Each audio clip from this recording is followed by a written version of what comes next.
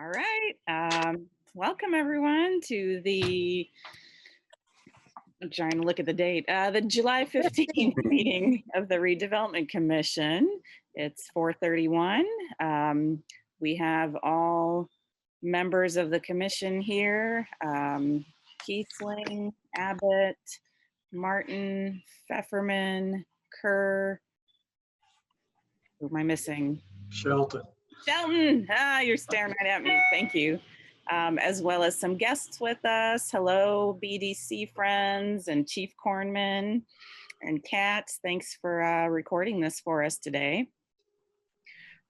Looks like first up on our agenda is a discussion about the State Road 46 corridor TIF.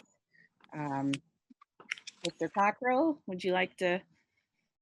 Yeah, and I think you guys should have all received a kind of a summary of our conversation. We had a meeting with Steve Kreider, who is associated with the development portion of that TIF district, owns most of the area out there.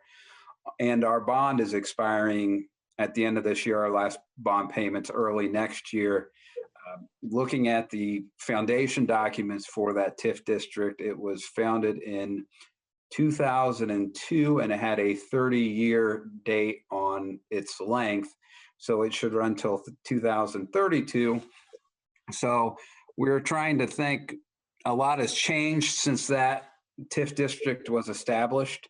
And so we were looking at, what were the potential projects that are left in there. And we had a decent conversation about how do we just determine and how do we look at that TIF district given all the changes to see if the old review of that still made sense. We did have planning involved in that meeting as well as Lisa and both Lisas and Richard Martin was there as well. So I don't know if you want me to kind of, we looked at kind of 4 different projects and kind of prioritize them. Let me see if I have that pulled up here somewhere on my computer. And let's see, and they were essentially, I think everybody agreed that the highest priority project is still the one that we currently have as part of our plan, which is the completion of Curry Pike through the Hunter Valley Road, completion of that to non-gravel to a good thoroughfare. The second, the priority was kind of the connector road that would open up kind of that northern portion of the property. The third would be a connector from basically where the hospital administration buildings are to the road just south of there. And the fourth would be a connector that would connect, and I am sorry, I think it's Stone Creek Branch. And Lisa, do you remember what road that would connect to? And it looks like it's by that residential area. Are you talking about at the north, number 4? Yes. That is Stony Brook subdivision. Okay. That's right. That's what it is. Yeah, I remember that. Do you have a map that shows those particular projects? Yeah. You should have received. I'm trying to find mine, but I can't find it. I will. Jeff sent both the North Park. The maps were in the packet. The notes from Jackie have the map at the end of them. Right. But I can't find it on my other computer, so. And I just forwarded it, but to both you, Iris and Dana again, so you should good. be receiving that momentarily. Good.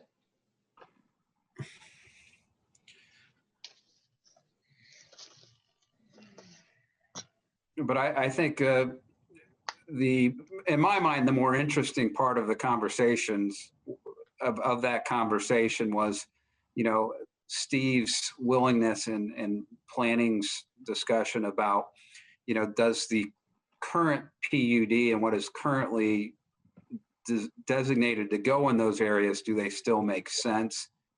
and that Steve was open to kind of relooking at what should go there and working through with planning to kind of determine those kind of things. I think we asked Jackie to kind of look at some of the planning stuff, and she hasn't gotten back to me with those documents yet, but I'm more than willing to share.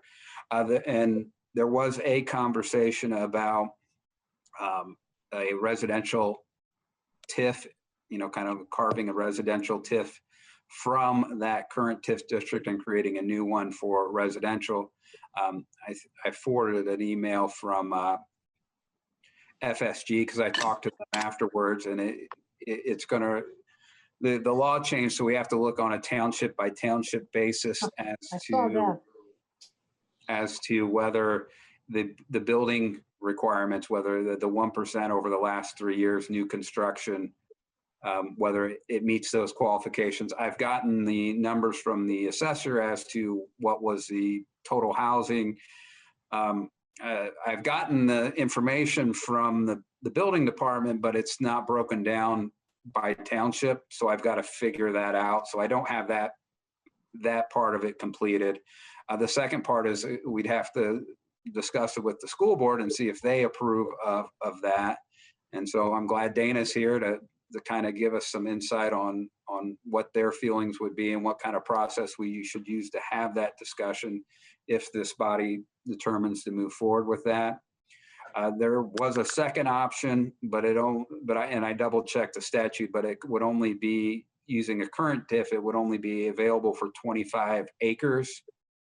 I didn't remember if it was 25% or 25 acres, but it's 25 acres would be the maximum. And there are different standards there. Those would almost have to be multifamily units that are rented out as opposed to single family homes. So and I think the discussion that we had at the meeting with Steve was that single family homes are kind of a bigger need right now than multifamily housing. Is that Jeff, are all those parcels all in Richland, or is it split up with other?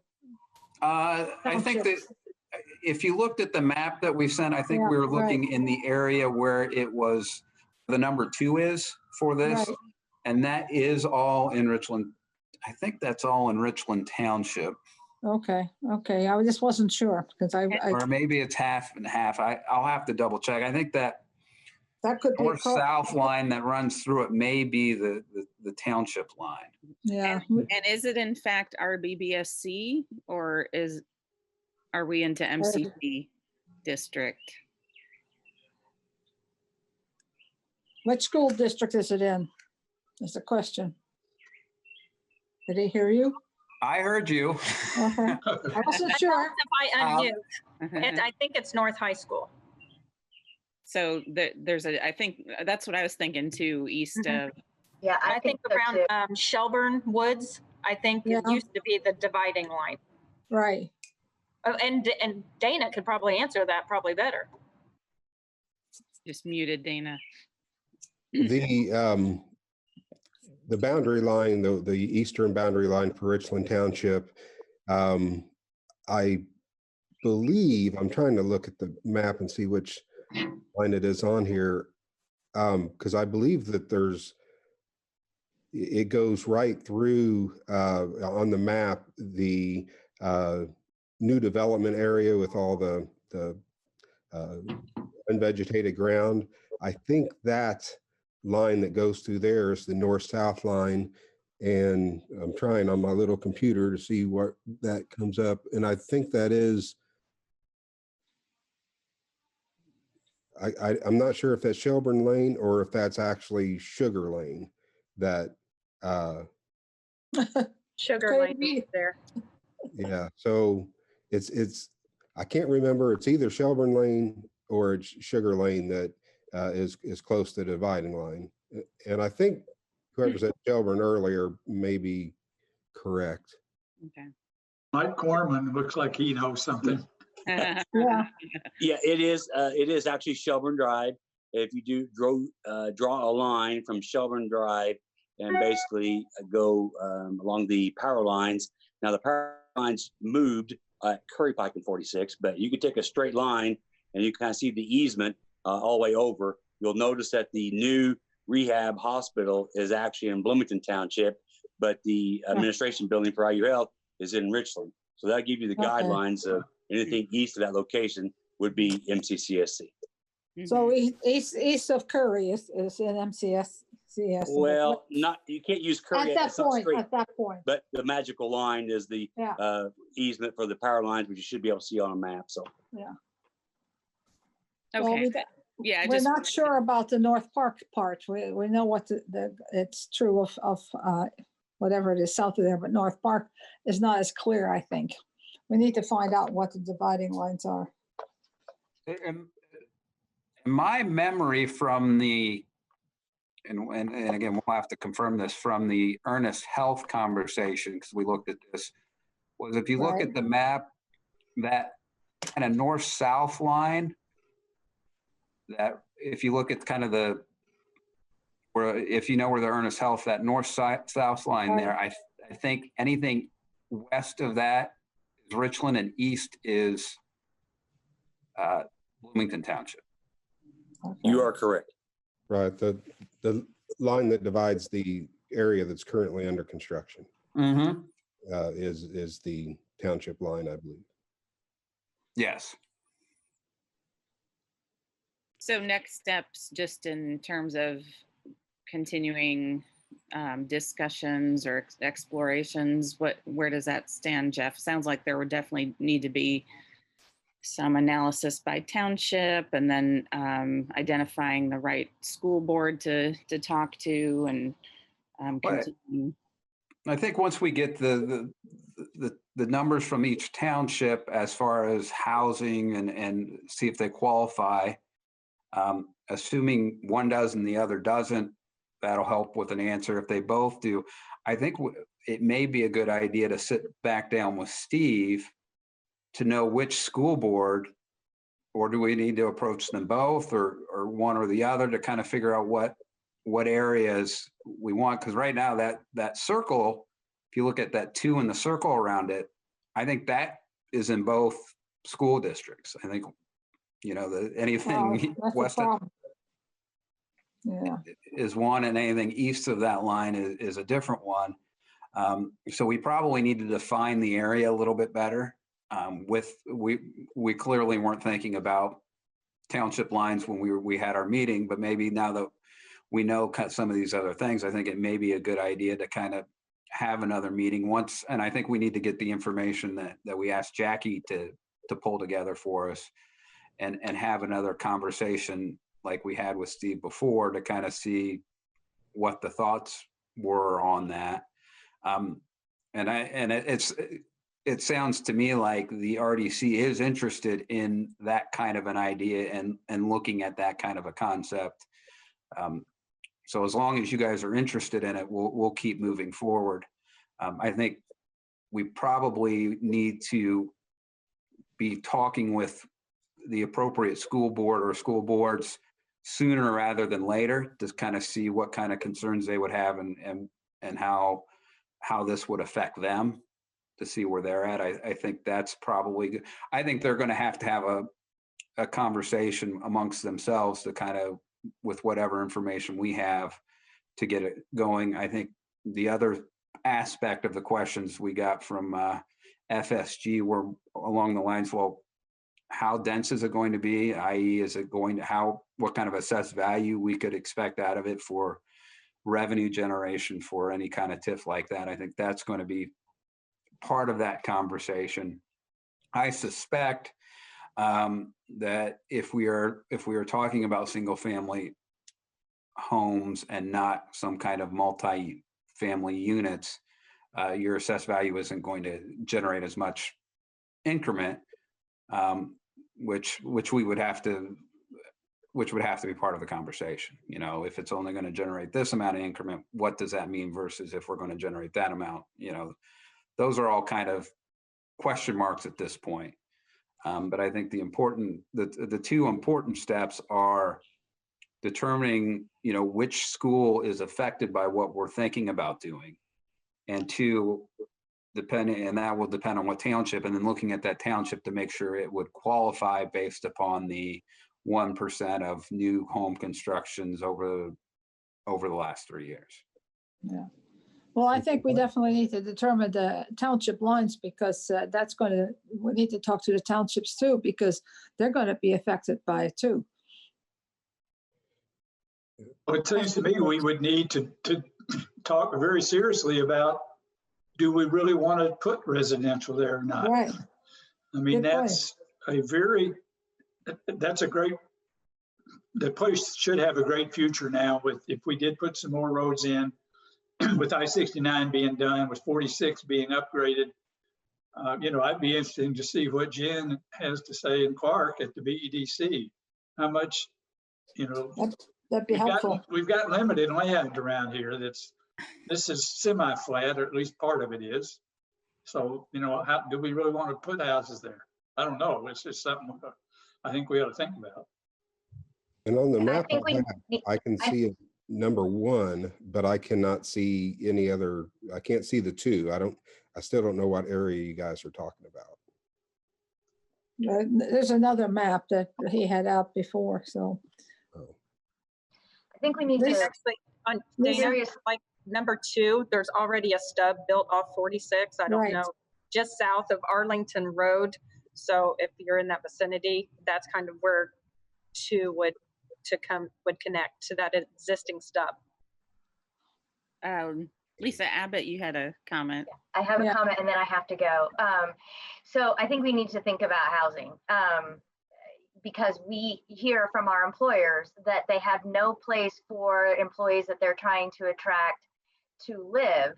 And we know that we have a significant housing inventory shortage, and we have a limited amount of land that has anywhere close to infrastructure in place. So I think we need to really think about housing. And I also think that, it's a pretty good location because it's close to amenities, it's close to a major thoroughfare. And if you lived there, you could easily access, Cook in Spencer or Boston Scientific, or, Right. get on the highway and go down, to some of our Even to other major Crane. employment centers. And so I think that it's something that we need to seriously consider. On that note, I apologize that I have to leave. So y'all have a very We'll productive talk to you meeting. next time. Thank Get in you. touch with us. Let us know what else you think about. All right, what we thank need to you. do. Thank you, Lisa. Maybe we could hear from Jen Pearl at the BDC. Yeah. Hi, thank you so much. It's really good to see everyone. One day it'll be in person again. And I guess because Katz is here, my name is Jennifer Pearl, and I'm the president of the Bloomington Economic Development Corporation. So thank you so much. In terms of considerations for this TIF, and also connecting more broadly to TIFs across the community and other opportunities.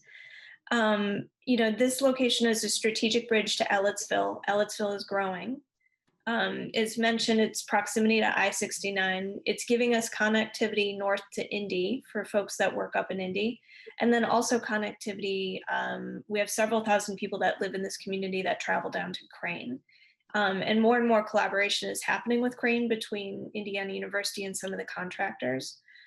So in terms of housing needs, I'd echo the things that Lisa said, because we hear again and again that this is a challenge that our employers are dealing with. In addition, you have Catalent, which is going to be hiring. That's right. Probably 500 to 800 employees in the coming months. That's actually very exciting because they'll be producing the lead COVID-19 vaccines. Wow. So it's a huge opportunity for our community. The other considerations is just alignment with other things that would be going out there. We know we have IU Health, we know we have Ernest Health, so making sure that everything complements one another. On the job growth side of things, I think, we've seen in our community an evolution over time. So first it was the Shower Brothers Furniture Company that produced 60% of the furniture in North America in the 1920s. And then it was major manufacturers like GE, like Otis, like RCA. They went by the wayside in the 1990s. And then you saw, the rise of Cook, which is, a huge piece of our community. You have Catalent growing. What we're looking at in terms of economic development strategy in the community right now is how we can also foster the growth of tech. The BDC right now is working, looking at some opportunities in the trades district to accelerate the growth of tech. And the idea is that that would be able to connect with opportunities across the community. So if we're growing jobs in a certain industry or area, how can we make sure that we're working as an ecosystem across the whole community? So you might have a startup that grows, but then they can graduate to spaces out around the community. And I think the more that we can work with Monroe County, with Bloomington, and also with Ellettsville to really identify, here's all the available land, and here's strategically what could go into each of those locations based on what we're trying to grow from homegrown jobs, but then also support employers in other ways. We welcome the chance to, be able to facilitate or participate in any of those conversations with you around economic development priorities. One of the things that was on our list to do this year before a pandemic hit was a comprehensive economic development strategy. And I know I spoke with a couple of you in advance. This is something that we still would like to be able to do. It's not recreating the wheel. It would not be creating another study to put on the shelf. But the goal would really be to look at all the plans and studies that are out there, pulling out and extracting the priorities, and then just being able to say, okay, amongst all the local entities, local government, as well as these, property opportunities, how can we best work together as a whole system? So if it's housing that's needed, if it's supporting growth within certain industries like tech, or, if it's supporting life sciences growth, how do we do that? The other thing I should say too is that, the BEDC receives requests from the state, from the Indiana Economic Development Corporation, and we can take a look at, what are the most common requests that we get for growing industry. Right. A lot that we have to turn down right now. And some may not be a fit for our community, but some we may have turned down, been a really nice fit. And so again, if not just with this TIF district, but with the others around the community, if we can do a side-by-side comparison of here's where the demand is, and then here's where the opportunities are, see how we can best line those up. And then finally, if the RDC has, any other data that you need in this process, we work closely with the Indiana Business Research Center. We're actually working on a project right now with the IBRC and with the Crisis Technologies Innovation Lab at IU to put together an economic indicator dashboard. That'll probably, I'm hoping that we'll have a prototype in maybe August sometime, but it's going to look at our economic recovery from the pandemic, who's been hit the hardest, where's their most concentrated unemployment, how can we best support, employers in getting through this, and where can we have the biggest impact? So that is something we're working on right now. And if there's any data that the RDC would like to see, if there's anything that we can, tap those partners for just providing more information to support your decision-making, we'd be happy to do that as well. Thank you. Much appreciated. And yeah, thanks for laying all that out. Any thoughts or questions for Ms. Pearl? I think we need to use whatever expertise they have whenever as we go forward. So stay involved with us and let us know what else we need to be looking at, what properties in this area in particular are good for housing or other developments. That's one thing I think we ought to look at and find out, because it is a quarry area and makes it more difficult to move people in and out. Well, I certainly would advocate for getting the city and the county and Ellettsville leadership together really frequently, but to talk about these kinds of things, because it's likely that if they would get together and cooperate, we would be far more successful. So for instance, if you had to do something, if you wanted to do something out in Ellettsville, especially sort of south of it, you might need the county to help put roads in coming to it from someplace or taking it so that you didn't have to get on 46 or Curry Pike. That'd be good. So I think we could get, and I don't see that kind of talking or cooperation going on right now. So Jennifer, if you can make that happen, that would be super. And I know I can speak for the chamber. We feel the same way, and we'll be happy to help. And We'd be happy to help. you know, That would be, go ahead, Jim. well, it just seems like after the annexation thing in 2017, that there's been a rift, if you, as I perceive it, and the COVID-19 has had one good benefit, and that's they're cooperating. At least the city is with the county to some extent. But I think, you know, it's going to take some either really a lot of change in personnel or some catalyst, like maybe the BEDC and the chamber urged on by the RDC to make that kind of thing happen. Well, Jim, that's something we did a long time ago when I first was, I think even on the city council, we did have meetings together, and Ellisville wasn't as significant at the time, but I think it's important that now we do get them at the table. So I think if the chamber and BEDC can get a couple of those folks together, and even just representatives from the citizenry, not a big group, but just enough to let's take a look at what's happening there and where are we growing and who's doing what, so that we can use our money efficiently and also attract good business. Well, and I think Jen's right that this will be Ellisville and Bloomington are going to basically grow together one of these days, and it's not going to be that far off, and it's going to happen right along 46. And it would be nice if everybody worked to make that successful for everybody. Otherwise, inevitably, we're going to start having some fights someday. Yeah, well, annexing from different directions, and that's no good.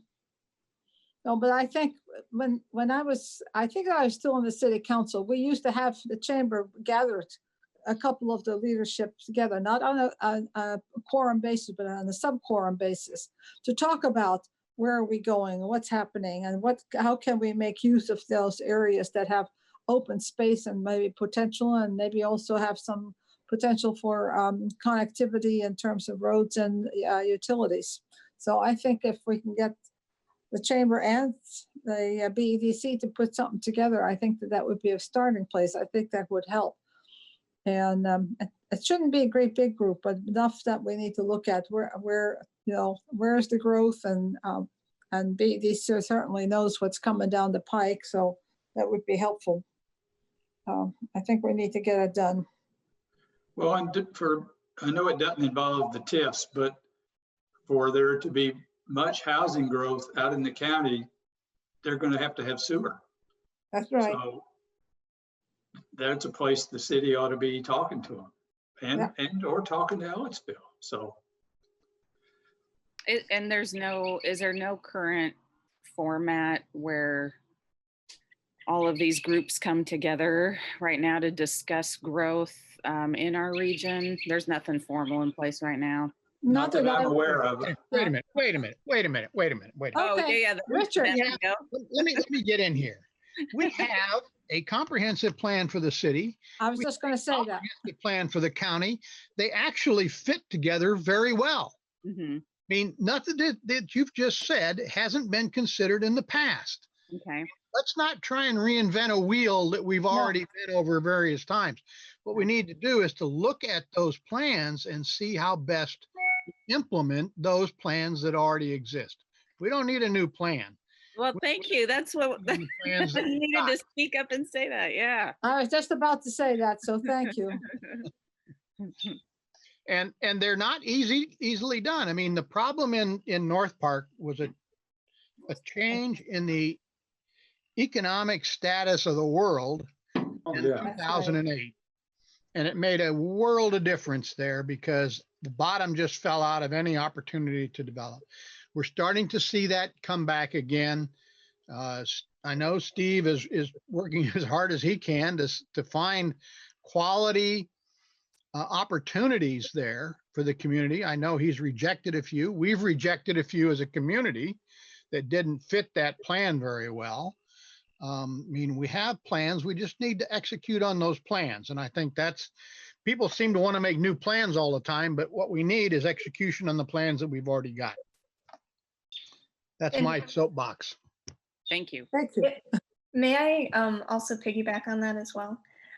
So when I had mentioned about the comprehensive economic development strategy, I think sometimes when we talk to folks about this, they're like, "Oh, do you mean another plan?" And it's literally, the intent is never to recreate the wheel. I think we counted about 29 plans and studies related to economic development that are currently on the books. And so it would it would literally just be extracting, like, all right, here's what, whether it's the quality of place and workforce development plan, the comprehensive plans and others, it'd be extracting and saying, here are the priorities, how do we implement? The other thing I'd say too is our professional development organization has a really great guide on 21st century incentives. And it sort of walks communities through, like, once you've decided whatever the priorities are that you're implementing, how can you best facilitate those, not only through incentives, but also, regulatory procedures or other things to make sure that they can more readily happen. And so that's also information we can share as well. Good. Well, I think there's a potential for something to put together. I'm not about ready to do that, but maybe we can talk about it a little bit more later. I think we have some other business to do, don't we? Yeah. Well, and I wonder if it would just be helpful to have planning, like, give us a sort of overview of the existing plans in the comp plan for that area. Just frame it for us so we can continue this conversation knowing what's already intended. Oh, it is there. I mean, I think we had one. There was one place that I saw, and I don't know where I saw it. We actually looked at it. That's how we have another map. Yeah, too. right. I thought so. Jeff, is that something you think that someone from planning could come spend time with us just to give us a little refresher on? Or And I think that was part of the basis for our questions too. That's right, Jackie, when we met as a smaller group with Steve, was go look at what is in our urbanizing area plans, and then let's see what was expected there, so that we would have some kind of basis. So I think we'll get that from her. I'll invite her to the next meeting, and she can make a conversation with you guys about, hey, from planning's perspective, here's what our plans show, and here's why they show them that way. And so that would be another step towards just a thought. Yeah, I think that would be helpful. Anything else on this topic for now? Okay. Well, it sounds like Steve is interested in moving forward, and he said he wanted to close one of the roads or not develop one of the roads. Is that right? Is that on? I just wonder if that's on the maps or not. Maybe Lisa Ridge has that. Yeah, the road he's talking about is the one that is just north of the bypass, which goes to what is Goes to now Hunter? the area that the county is considering purchasing. Oh, When that was planned, that area was not was thought about as being pasture land, but it's really Right. not. right. And it is part of the area that the city is looking at. It's going to be hard, very expensive to develop that road, and it's not clear that if that becomes county property, whether putting a road in there could actually pay for itself in any way. Originally, it was thought to be an area where we could put in hotels and have quite a bit of revenue generated from that activity, and that's not going to happen. And that's one of the areas of that TIF that could really use some reevaluation in terms of what the opportunities are. At the time we did it, we were also not completely aware of the requirements that EPA was going to set for us on the contaminated area. So we know a lot more about that now. We know how that's going to be disposed, what we can do with it, what we can't do with it. So those questions have been resolved at this point. So I think we know a lot more about that, the use of that, the potential use of that area than we did at the time. And that's one of the areas that really could use another look. The rest of it, I think, is probably in pretty good shape in terms of anticipated uses and the landforms that are there, and our access capabilities. And I think that's what we've done when we looked at these 4 possible roadway projects, was to think about how we would implement those and what impact they were going to have. So I'll let Jackie go through more of that, though. Thank you. Okay, should we move on? We've got claims next on the agenda.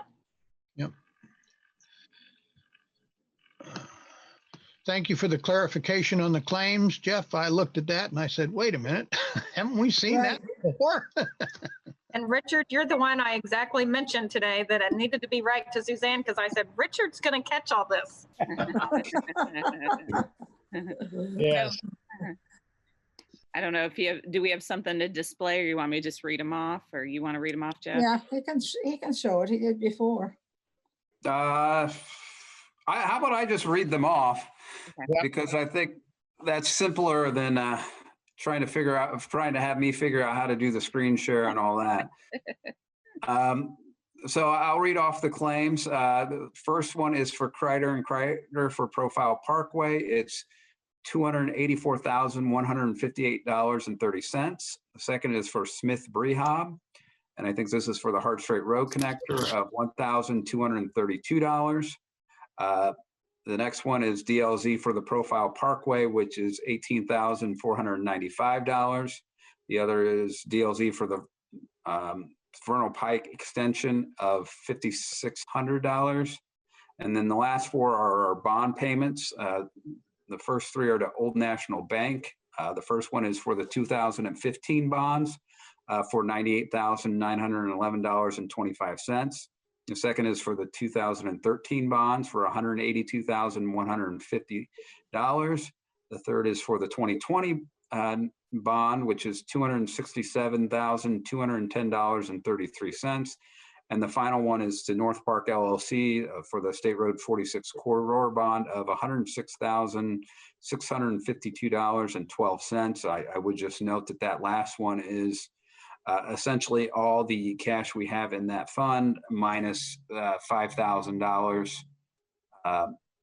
that we always keep for administrative expenses. Right, right. So the total is how much? 900? We've got $964,409. Okay, that, I knew it was close to $1 million. That's why I asked, because I wrote that down, but I saw that. So if there are no other questions or discussion, we'll take a motion to approve the claims in the amount of $964,409. I so move. I'll second. Motion in a second. All those in favor say aye. Aye. Aye. Do we need to call the roll? I will call the roll because due to our COVID rules, we do. Oh, sorry.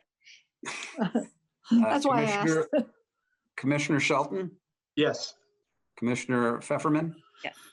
Commissioner Kiesling, Yes, Commissioner Martin. Yes. Motion is approved 4-0. there we Uh, go. Jeff, at our next meeting, can you give us the balances in the bond accounts too? Yes. Thanks. Okay. We move on to staff comment. If there's anything from, If you guys want any project updates, I will let you know the Hart Strait Road project. We put up all the signage this week. There's a couple things. They have some fencing to be completed on the project, but we anticipate doing a walkthrough probably over the next week and probably opening those roads up probably within about 2 weeks. And that wow, project will be complete. The only thing they'll have to come back and do is basically some planting, tree plantings and bushes, probably around September, just because it's too hot to do Hot. planting at this point. Much too So, hot. but it's all striped. I actually drove the whole project today. It looks really good. great. So the Profile Parkway job, they Typically, Kreider has had typically 2 crews on that project from the get-go. Mike Levitt is our construction inspector out there with DLZ. So we have our progress meetings on that every 2 weeks. So that one's moving along. And then the Vernal Pike, actually, we're starting right away appraisals out there and moving forward for that. I will let you know that the cost of the Vernal Pike project increased approximately $1.5 million at this point. That is due to the accommodations that we did and the adjustments that we did for the property owners for Central Supply and High Tink. So I reached out to NDOT because they had gave us the a little over 7 million, 788, 088 for fiscal year 2022 to build that project for construction. So I reached out to NDOT and asked them, sometimes if you ask them if they have some extra funding in that the year that it's for the letting date of the construction, sometimes they will, some other projects might have to move from other entities and they might have a little bit of extra money on the table. So usually I always try and reach out. So I did reach out to NDOT and explain the situation with this project. And they informed me that if I could move it out to fiscal year 2023, which, actually starts July of 2022, that they could they'd probably be able to assist us with the extra funding for that project. Wow. Wow. Great. So I reached out to Greg Garatos and I reached out to Jeff Cockrell because I had the emails going, so I wanted to save the emails. And so I have forwarded, they agreed with me that they did not see this as a problem if we could get the extra funding some of the extra funding from NDOT. So that's what we did. And so I have the emails, they've updated all the funding charts. So we did move the letting out a little bit. And we also don't know how right-of-way is going to go. You never know if you have to go through negotiations or condemnations and things of that sort. Right. So to get a little bit more extra money and more commitment from NDOT, we decided to move that out a little bit. We just think it's best for the TIF. And, you might have projects that you want to use money elsewhere instead of all on that project. So we did move that out a little bit, but we think it's well worth moving that out. So when do you think you're going to be letting it then? So we moved it to November 2022 letting is what the letting now is proposed. So we might have moved it from, say January of 2022 to November of 2022. Right. Just kind of moved it out a little bit just to get it to a different fiscal year because Kathy Eaton McCallum thought that they could help us out in that year, but they couldn't in fiscal year 2022. Oh, great. Smart thinking. Thank you. Great. Yeah, good job. Well, the cost of the project's gone quite a bit up since we did the application. I think it was a $10 million application, 10 or 11. We're up to, close to 13. So that was starting to, I know Jeff and myself were both starting to freak out at those numbers, and we haven't even got through right away yet. So, but I mean, again, it was to help accommodate the businesses. It was to add another pedestrian bridge up there for High Tink to get to the other side for their newly proposed building. So we feel it's a great effort on our part to work with the property owners up there and make the project fit their needs also. Have we got, is there any problem with the bond issuing since we're going to end up holding money for a while? Well, what we ended up doing was only bonding for the Profile Parkway portion of the project. And I would just add to Lisa, everything she said was true. And I would just add that, we're in the middle of COVID and I don't think we have a real firm grasp yet on how that's going to affect the future. So I thought gaining a little bit more time would give us a little bit more time to figure out if we're affected and to what extent we're affected by this. Right. Good idea. So we don't have a bond issued. Yeah, we don't have a bond issued for that project yet. Okay. We held off. All right. Good thought. Well, thank you, Lisa. I hope the people, the powers that be in other places know that that we're working with those companies and that we're trying to accommodate them. Yeah, we certainly wouldn't want to harm some businesses while trying to Absolutely look not. out for the broader economic development picture. So Right, I that's the think, thing. Yeah. that's great to hear that the state may be flexible on working with us on that. Thank you. Anything else, staff comment? I would just let you guys know that every year we're required to, our redevelopment commission, so you're required to do an internal control training.